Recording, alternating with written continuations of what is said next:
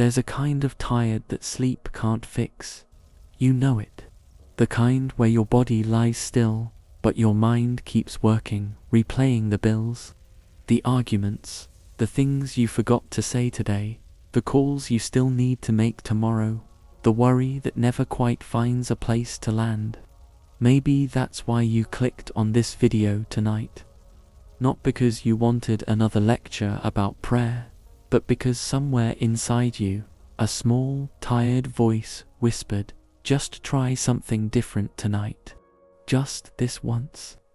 What do you have to lose? So here it is. Tonight, before you close your eyes, we are not going to ask God for anything yet. We are going to read His own words back to Him, the words He wrote for nights exactly like this one, written by men who could not sleep either, men who were afraid, or grieving, or simply worn down by the weight of being human. Because something happens when you stop trying to carry everything yourself, and you let the Psalms carry you instead. The weight shifts. The room gets quieter. Even your breathing changes. Let go tonight, and watch what He does. There was a man named Daniel who used to pride himself on never needing more than 5 hours of sleep. He ran his own small accounting firm, the kind with his name on the glass door, and for almost 20 years that had been enough. 5 hours, black coffee, and a mind that worked like a machine. Then the contract with his biggest client fell through. It wasn't dramatic, just an email, polite and final, ending a relationship that had paid for his daughter's braces and his mortgage for 9 years. And after that email, something in Daniel that used to shut off at night simply stopped shutting off. He would lie in bed and the numbers would start. Not real numbers, not anymore, just the ghost of them. How many months before the savings ran out? How many clients he'd need to replace what he lost?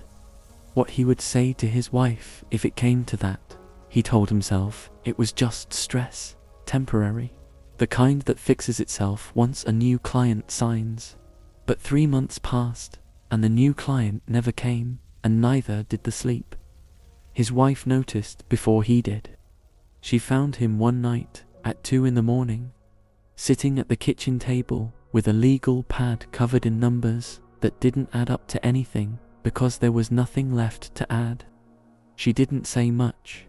She just sat down across from him and waited, the coffee growing cold between her hands, the house quiet except for the hum of the refrigerator and the scratch of his pen against paper that had stopped meaning anything an hour ago. It was his brother-in-law, of all people, who mentioned the Psalms. Not as advice, not as a sermon, just in passing, at a barbecue, talking about his own rough year after his divorce. I started reading one out loud before bed, he said, almost embarrassed by it. Not praying exactly, just reading. Like reading someone else's letter, written for someone else's bad night. Daniel laughed it off at the time.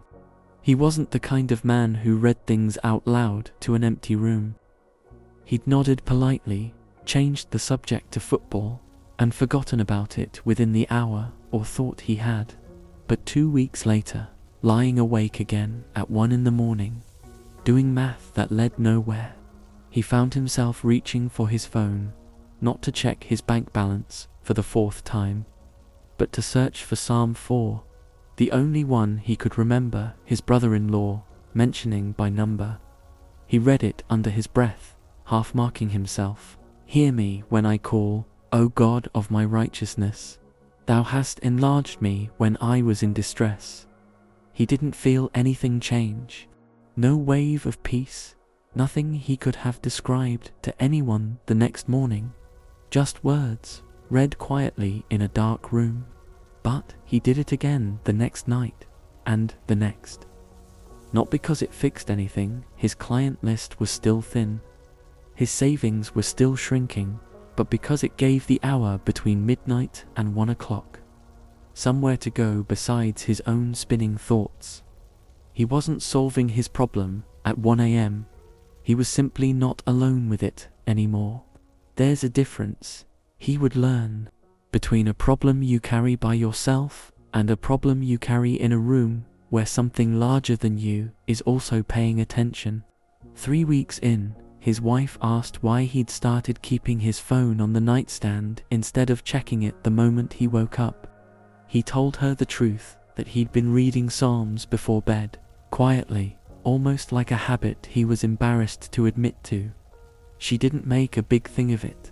She just reached over and took his hand under the blanket, the way she used to before either of them had learned how heavy life could get.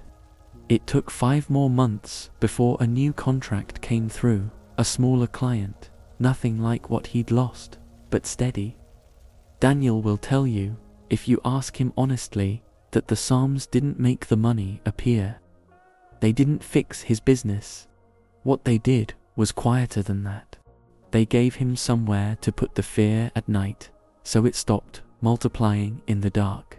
He still reads one most nights, not because he's desperate anymore, because somewhere in those months of lying awake doing math that never worked, he learned something that calculators never taught him, that some nights, the only thing standing between you and morning is a few honest verses, read slowly, in the dark, by someone too tired to pretend he has it all figured out. His daughter is grown now, out of braces and out of the house, and Daniel still keeps a small, worn Bible on his nightstand, the spines soft from being opened in the dark so many times that the pages fall open on their own to Psalm 4. He's never told most of his friends about it, but every so often, when one of them calls him late at night, voice tight with the same kind of fear he used to carry, a layoff, a diagnosis, a marriage coming apart at the seams, Daniel doesn't offer advice. He doesn't quote statistics or talk about savings cushions the way he might have years ago. He just says, quietly, read Psalm 4 tonight, out loud, if you can. Just see what happens. And then he tells them what his brother-in-law told him at that barbecue years ago. That it isn't really praying, not in the way they think of prayer. It's more like reading someone else's letter, written by a man who once lay awake just like they are now, who found the words before they did, and left them there, waiting for exactly this kind of night. What Daniel never quite explains, mostly because he isn't sure he has the right words for it, is what actually changed in him during those months. It wasn't that his circumstances got easier right away. They didn't, not for a long time. It was something slower and less dramatic than that.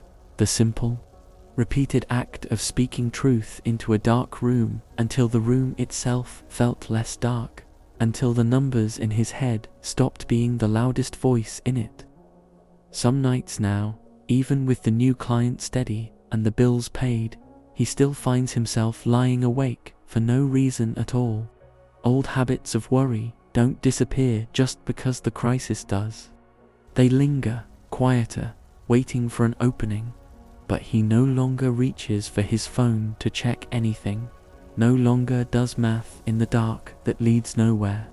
He reaches for the Psalms instead, the way another man might reach for his wife's hand in the dark, not because he's afraid, but because somewhere along the way, without ever meaning to, he learned exactly where comfort actually lives. There's a verse most people skip over without realizing what it's actually saying. Psalm 127, verse 2. It reads, in the old King James words, "It is vain for you to rise up early, to sit up late, to eat the bread of sorrows, for so he giveth his beloved sleep." Read that again, slowly. It is vain, meaningless, empty, a waste of effort to rise up early and sit up late. Solomon wrote those words, a man who built temples, ran a kingdom, and still understood something that most driven men spend their whole lives refusing to learn, that there is a kind of labor God never asked you to do. the labor of staying awake to hold the world together by sheer force of worry. Think about what that actually means for a man like you. You've spent years believing, maybe without ever saying it out loud, that your watchfulness is what keeps things from falling apart. If you stop calculating, stop replaying, stop staying half alert, even in your sleep, surely something will slip through. That's the lie underneath most sleepless nights. Not that you don't believe God exists, that you don't quite trust Him to run things while you rest. But look again at what the verse says God gives.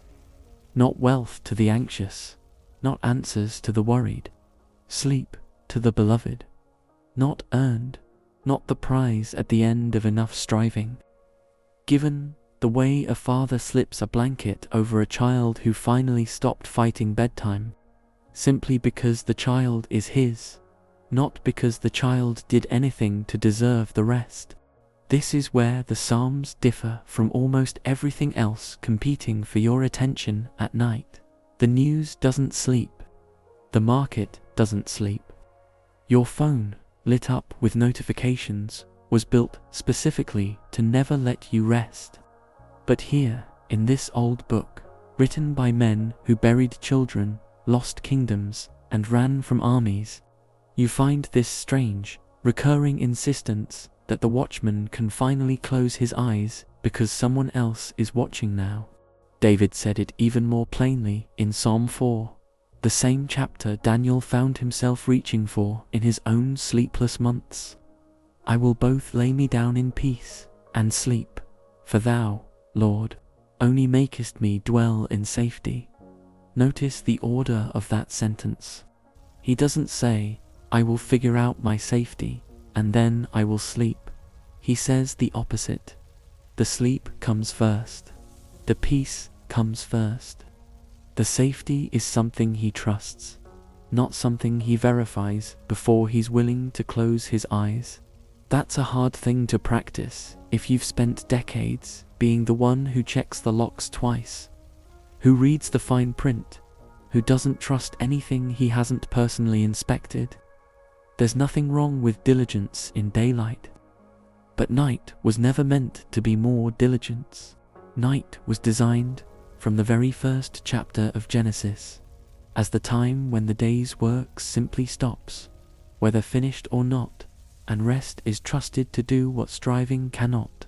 You don't have to solve tonight what you couldn't solve today. You don't have to lie there rehearsing tomorrow's conversation until you've perfected every word. The same God who set boundaries for the sea, who told it, this far and no farther, has set a boundary around your day too. And one of those boundaries is the dark. It exists, in part, to tell tired men exactly when to stop. So, if you're someone who has always equated rest with weakness, hear this clearly. Solomon, the wisest and wealthiest king who ever lived, called sleeplessness vain, not virtuous, not noble. Vain, empty effort, spent on a watch God never assigned to you in the first place. He had armies, he had treasuries, he had more reason than most men alive to stay up calculating risk. And still, under all of it, he wrote this verse down for men exactly like you, centuries before you'd ever need it. There's a reason these words were preserved instead of lost. Scripture rarely wastes ink on minor things. If God thought your sleep was beside the point, he wouldn't have devoted entire psalms to it. He wouldn't have had David write, in the same breath as pleading for justice and mercy, this small and almost domestic detail, that he lay down, and slept, and woke again, sustained. Consider, too, what it says about the kind of God you're dealing with. Not a foreman demanding round-the-clock vigilance from his workers. Not a king who punishes the soldier who dozes at his post. A father, the kind who, when his children finally stop fighting their bedtime and let their eyes close, doesn't see surrender, he sees trust, the very thing he'd been waiting for all along. You don't need to fully understand how that works tonight. You don't need to resolve every theological question before you're allowed to close your eyes in peace. You just need to notice that the verse doesn't say, "He giveth sleep to those who have earned it." It says, "Beloved." That word was chosen on purpose, and it was chosen for you. He giveth his beloved sleep. Tonight, that's you. Here is a question worth sitting with tonight, not answering right away, maybe not answering at all. Just letting it rest beside you in the dark, the way you'd let a stranger sit on the other end of a quiet porch without needing to fill the silence between you. What if the thing you're most afraid of losing was never actually yours to hold? Don't rush past that. Say it again, slower, and let it land somewhere lower than your mind. What if the thing you're most afraid of losing was never yours to hold? Think of a man standing at the edge of a lake at dusk, watching the water take on the color of the sky just before the light leaves entirely. He doesn't own the lake. He never did. He can stand at its edge for years, build a house beside it, name it after his grandfather, pay taxes on the land that touches its shore, even teach his children to swim in it as though it were somehow theirs, and still, the lake was never his.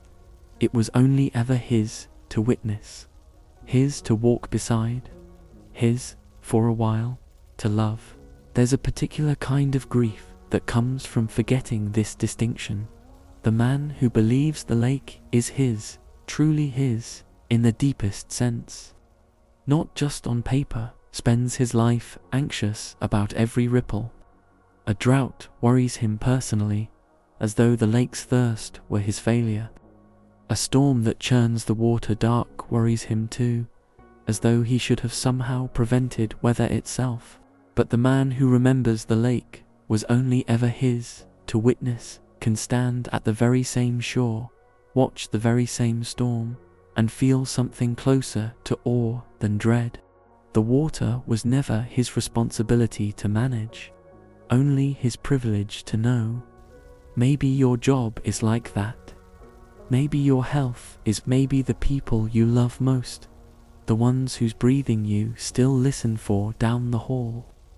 Even now, even grown, were never yours to hold the way you've spent years trying to hold them. Maybe they were only ever yours to witness, to walk beside, to love, for as long as you're given. That doesn't make the love smaller. If anything, it makes it lighter. Love without the impossible weight of also being its sole engineer. There's no comfort in that thought if you mistake it for loss. But sit with it a little longer, and something else starts to surface underneath it. Something closer to relief than grief. Because if it was never yours to hold in the first place, then maybe it was also never yours to hold up. Never yours to keep from falling. Never yours to single-handedly protect from every version of the dark. Picture, for a moment, a man carrying something far too heavy across a long field.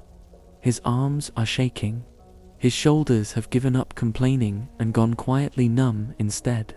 He has been walking long enough that he's forgotten what it felt like to walk without this particular weight.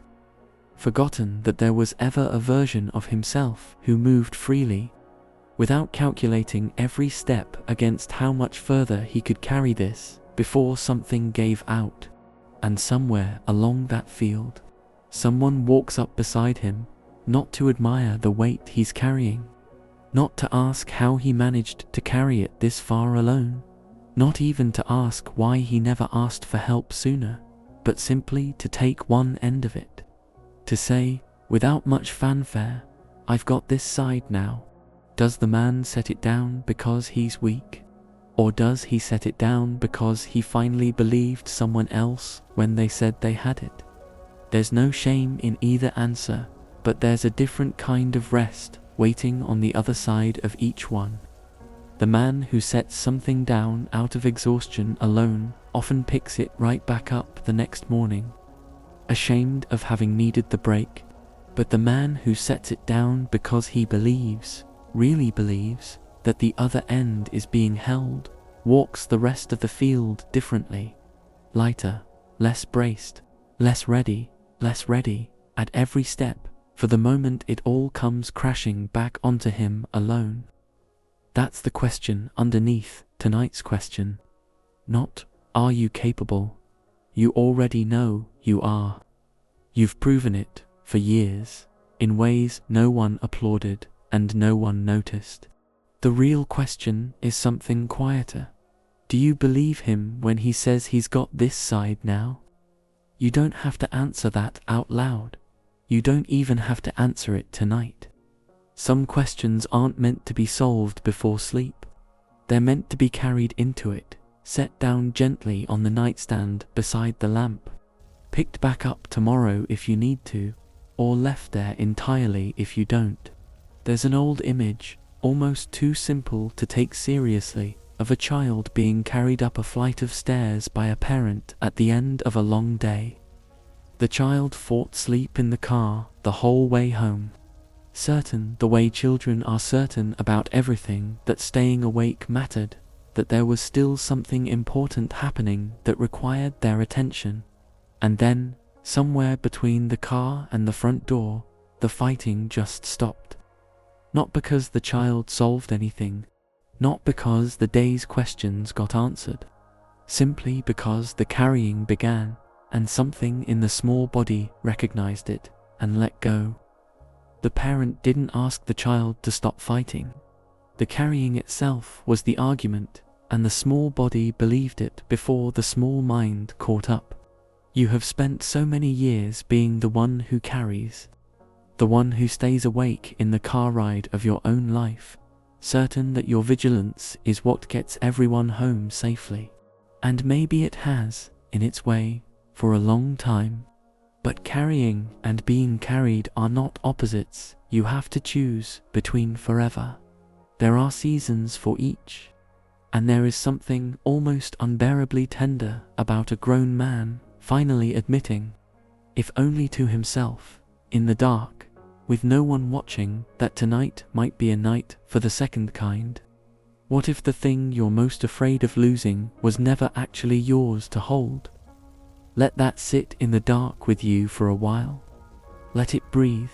You don't owe it an answer tonight. You don't owe it anything tonight at all, except permission to stop holding on quite so tightly. Just for these next few hours, just until morning finds you again, and finds you, perhaps, a little less burdened than the version of you that lay down tonight. Let's pray together now, not loudly, not with the kind of words that perform for anyone listening. Just quietly, the way you'd speak to someone sitting right beside your bed in the dark. Father, I don't bring you anything new tonight. You already know what kept me up last night, and the night before that, and most of the nights this year, if I'm honest. You know the names attached to my worry. You know which one keeps circling back, no matter how many times I think I've set it down. You know the exact shape of the thing I haven't even said out loud to my own wife, my own husband, my own closest friend. You knew it before I did, probably the way you always seem to know the weight I'm carrying before I found the words to name it myself. I've spent so long believing it was mine to carry alone, mine to fix, mine to stay awake for, as if my exhaustion was somehow doing something useful, as if my tired eyes were holding the roof up. I see now, or I'm starting to see, how much of my striving was really just fear, dressed up to look like diligence.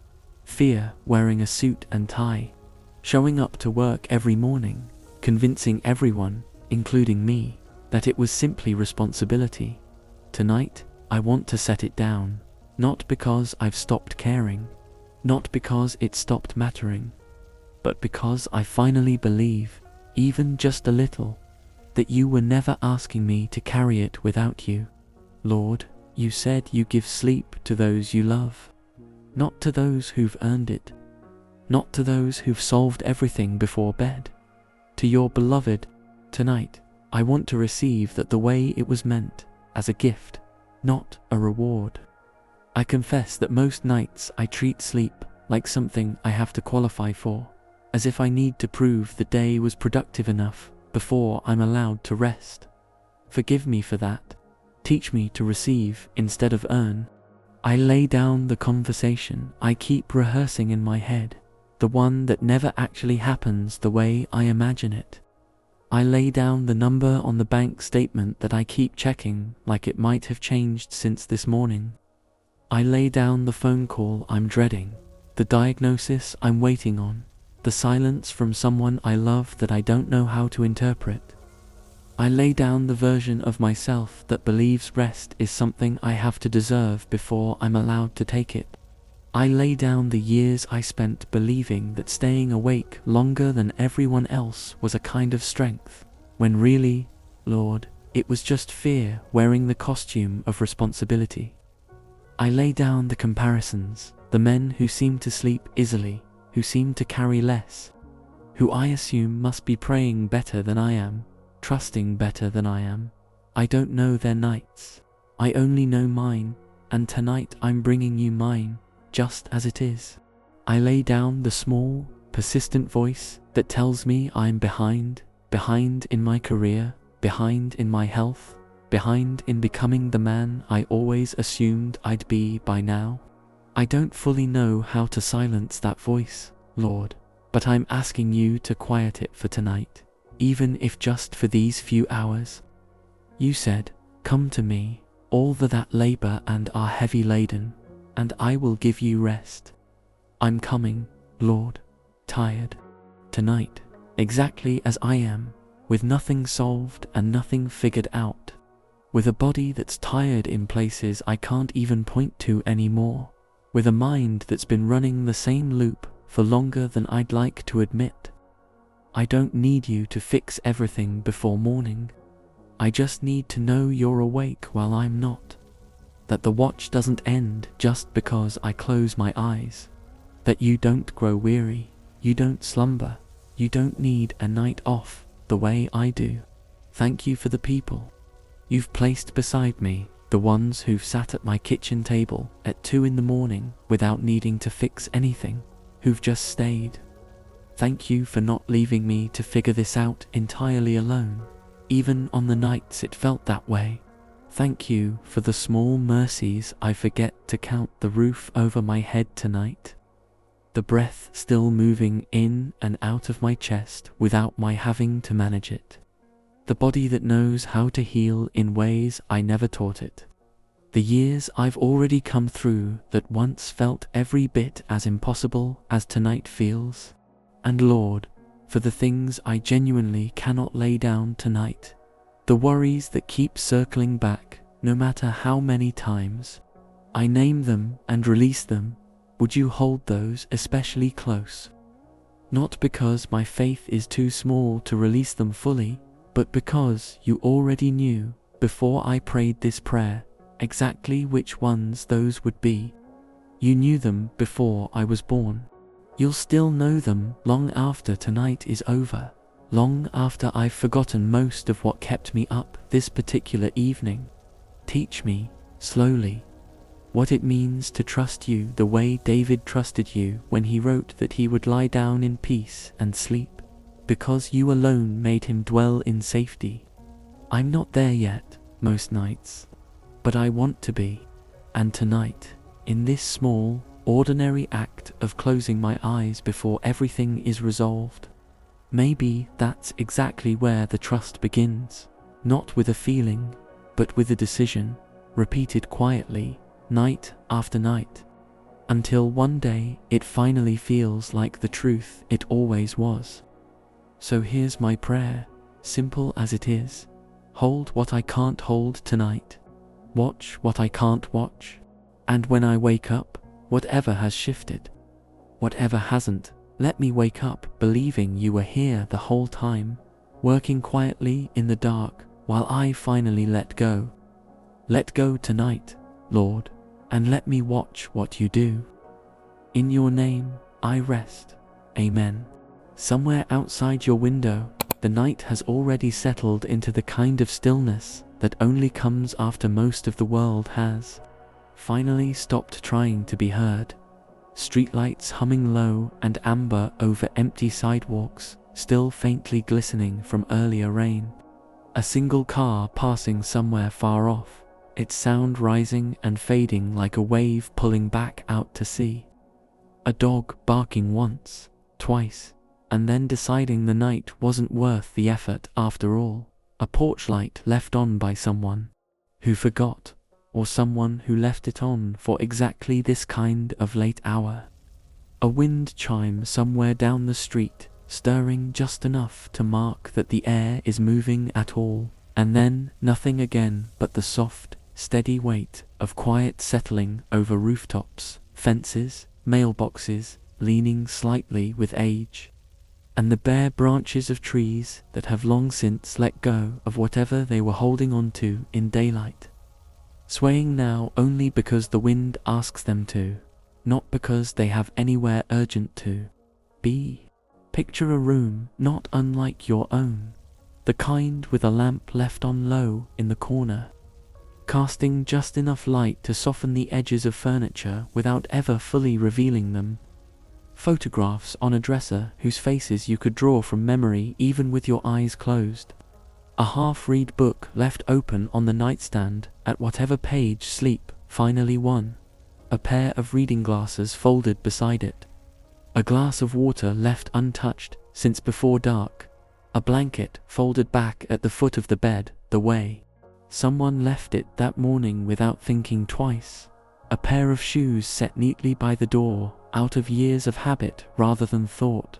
And a window cracked just slightly, letting in the smell of rain that fell earlier and is only now finishing its slow work of soaking into the ground, into the roots of everything growing quietly beneath the surface, unseen and unhurried, indifferent to whether anyone above ground notices the work being done. Somewhere down the hall, or maybe just in memory, a clock ticks at a pace too slow to rush anyone toward anything, each second simply arriving and then leaving without applause, with nowhere urgent to be and no one timing how long this particular stillness is allowed to last. No alarm waiting to interrupt it, no obligation circling somewhere just outside the doorframe, no list of tomorrow's tasks loud enough tonight to compete with the simple sound of time passing on its own, unbothered, the way it has passed through every ordinary night before this one without anyone needing to manage it, without anyone needing to stay awake just to make sure the hours kept arriving on schedule. The rain has mostly stopped now, leaving only the occasional drop falling from a gutter onto a windowsill below. A small, irregular rhythm with no pattern to memorize and no reason to listen for the next one, because whether it comes or not changes nothing about how safe this particular room already is, how little it requires of the person lying inside it, how completely it was already enough before the rain even started, how it will still be enough long after the last drop finally falls and even the gutters go quiet.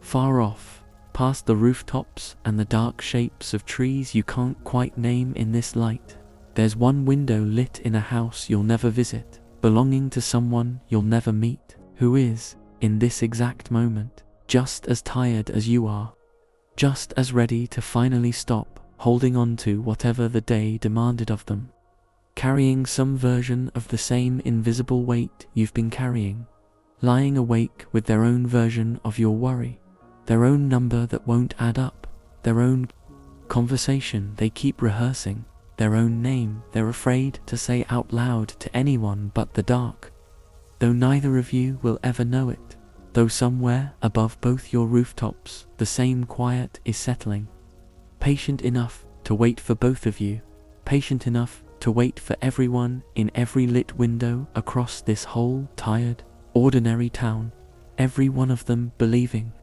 in their own way, that their particular exhaustion is somehow more complicated than everyone else's, and above all of it, Above the rooftops, the rain-soaked roots, the slow clock, the single lit window of a stranger's house, the dog that's gone quiet again, the shoes by the door, the book left open mid-sentence, the porch light no one remembered to turn off, the wind chime that stopped its small song for now.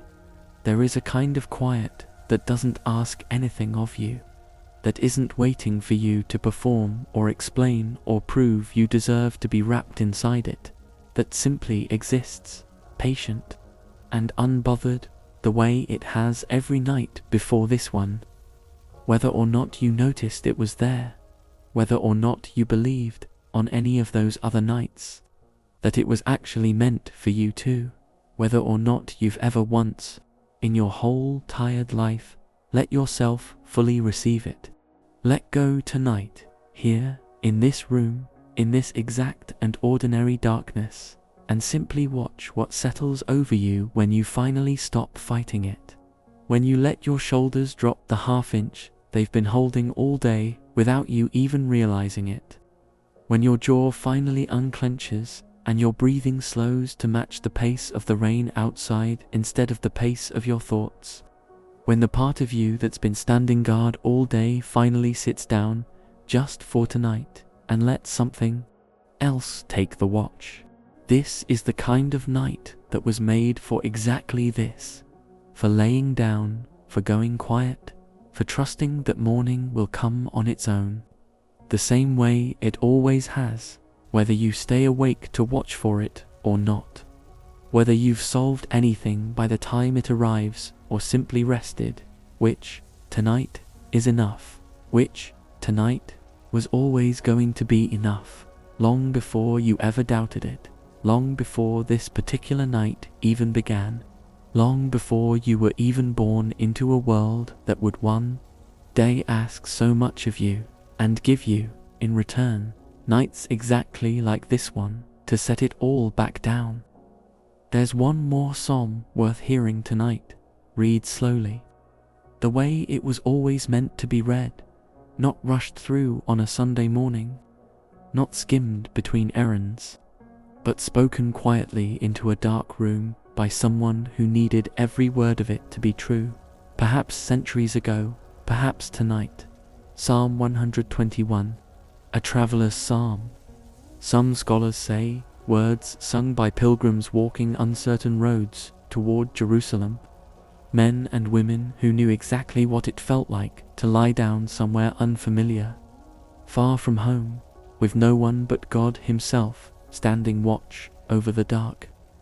They didn't have locked doors or porch lights or the comfort of familiar walls.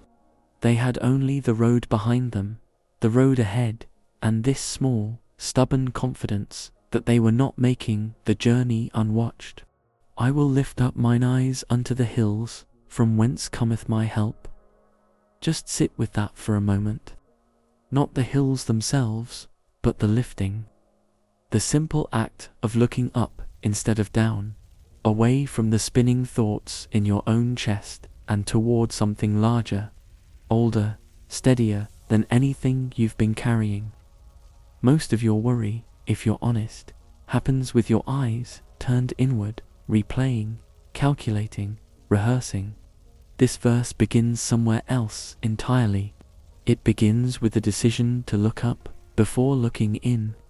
My help cometh from the Lord, which made heaven and earth, the same hands that set the mountains where they stand, that drew the boundary lines of every ocean, that hung the stars you can't even see tonight behind the glow of a street light. Those are the hands holding whatever you've been afraid to hand over. If those hands were capable of speaking entire galaxies into motion, it's worth asking why you ever assumed your particular worry might be too heavy for them. He will not suffer thy foot to be moved. He that keepeth thee will not slumber. Read that last part again. He will not slumber. Not because he doesn't need rest the way you do, but because watching over you was never a burden to him in the first place. You can finally close your eyes because someone else's eyes are staying open. There's no resentment in that watching. No exhaustion building up on his end the way it builds in yours after a long week of vigilance. It is simply what he does. The way breathing is simply what you do, without needing applause for it. Behold, he that keepeth Israel shall neither slumber nor sleep. Twice now, in 2 short verses, the same truth repeated. Almost as if the writer knew how badly tired men would need to hear it more than once before it actually sank in, before it moved from something they understood in their head to something they finally believed in their chest. Slumber, then sleep. The light doze and the deep rest, both covered, both accounted for. Neither one a moment when you're actually alone. The Lord is thy keeper. The Lord is thy shade upon thy right hand. Not your fixer. Not your problem solver, on call to rearrange your circumstances the moment you ask. Your keeper. The one who holds, who guards, who simply stays. The way shade stays with you through the hottest part of the day without needing to be thanked for it. Without needing you to understand exactly how shade works in order to benefit from standing inside it. The Lord shall preserve thee from all evil. He shall preserve thy soul. Your soul, specifically, not just your bank account, your health, your reputation, though he holds those too. Your soul, the part of you that gets tired in ways sleep alone can't always reach. The part that's been carrying disappointment and doubt and the quiet ache of things that didn't turn out the way you hoped they would. That part is being kept to, tonight, whether you feel it happening or not. Whether you've ever once put words to exactly what that ache is. The Lord shall preserve thy going out and thy coming in, from this time forth, and even for evermore. Going out every morning you've ever walked out a door uncertain of what the day would hold. Coming in every night you've returned home carrying more than you left with, both covered, from this time forth, and even for evermore. Not just tonight, and not just for this particular trouble, but for every version of tonight you'll ever face. Long after this one has been forgotten. Long after the specific worry that brought you to this video tonight has resolved itself one way or another and been replaced by some new one you can't yet imagine. There's something almost unbearably gentle about a promise that old, written for people who never met you, who had no way of knowing your name or your worries or the specific shape of what kept you up tonight, and yet, somehow, the words still fit, still settle over your shoulders like a blanket someone left warming by the fire, ready exactly when you needed it, as if it had been woven specifically for a man in your exact position. On this exact night, 3,000 years after it was first written down, you did enough today. You really did. Whatever didn't get finished will still be there tomorrow, waiting. The same way it would have waited whether you stayed up worrying about it or not. The emails will still be there. The decision will still need making, but it doesn't need making tonight. And it was never asking to be made at 1 in the morning by someone running on fumes, by a mind too exhausted to tell the difference between genuine urgency and the simple, anxious habit of staying alert. You are not behind.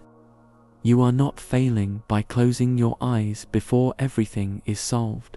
You are simply doing what every honest person eventually has to do, trusting the night to hold what daylight couldn't finish, trusting that the same God who never slumbers has no trouble at all keeping watch over one more tired soul tonight. One more name added to a list that has never once, in all of history, grown to long for him to carry. He that keepeth thee will not slumber. So tonight, you finally can. You're still here. Maybe you've already drifted somewhere between waking and sleep, half listening now, the way a tired body listens, not for new information, just for the simple comfort of a voice staying close while everything else lets go.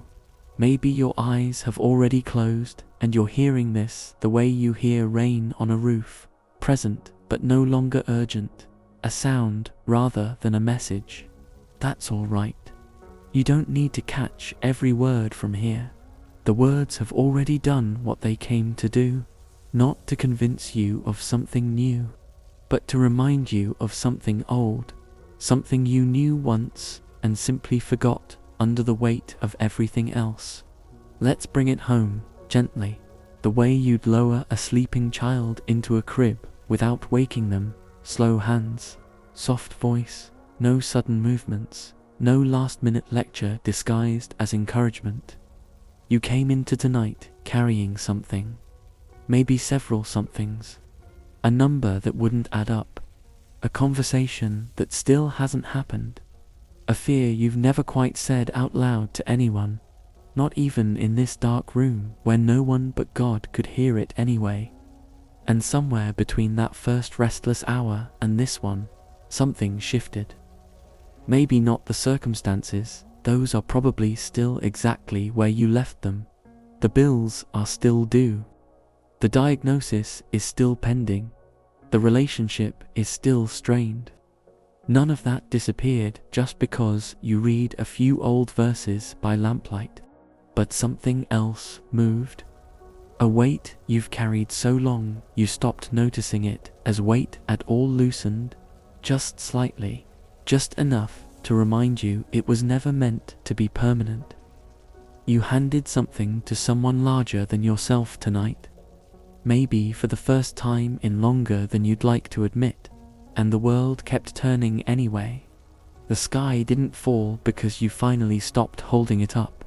Remember Daniel, the man at his kitchen table, doing math that never worked at 2 in the morning, his wife sitting across from him in the quiet, not fixing anything, just staying. He didn't fix his business that night, or the night after, or for 5 more months after that. But he stopped being alone with the fear. That was the whole shift. Not the solution arriving early, just the company arriving on time. And years later, when his own friends called him in the middle of their own bad nights, he didn't have advice to give them either. Just a verse, and the quiet suggestion to read it out loud, the way it had been read to him, in a sense, by men who'd never met him but had somehow written exactly what he needed. That's what tonight was for you too. Not answers, not a sudden, dramatic resolution to whatever kept you reaching for your phone at midnight. Just the company of words written for exactly this kind of night by men who understood exhaustion the same way you do, who lay down trusting a God who doesn't slumber, who doesn't grow tired of you, who was never, not for one single moment of this, looking the other way. Remember the lake that was never yours to hold, only yours to witness. Remember the weight you finally let someone else take one side of in that quiet field, without it meaning you were weak for needing the help. Remember the small, ordinary room, the lamp, the folded blanket, the rain finishing its slow work in the dark soil outside, and how none of it asked anything of you except to simply exist inside it for a while. He giveth his beloved sleep. He that keepeth thee will not slumber. 2 old promises, written centuries apart, somehow landing on the exact same truth, that rest was never something you had to earn through worry, that watching was never a job he handed off to you alone. Let go tonight and watch what he does. Not tomorrow's version of you, working everything out through sheer effort.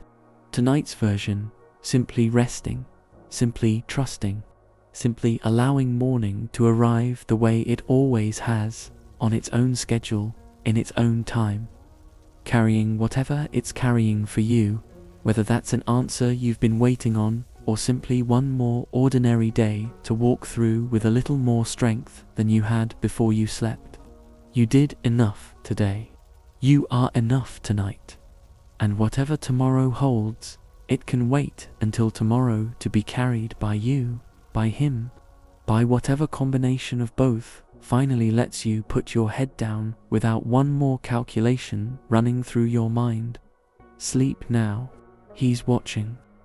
He always was.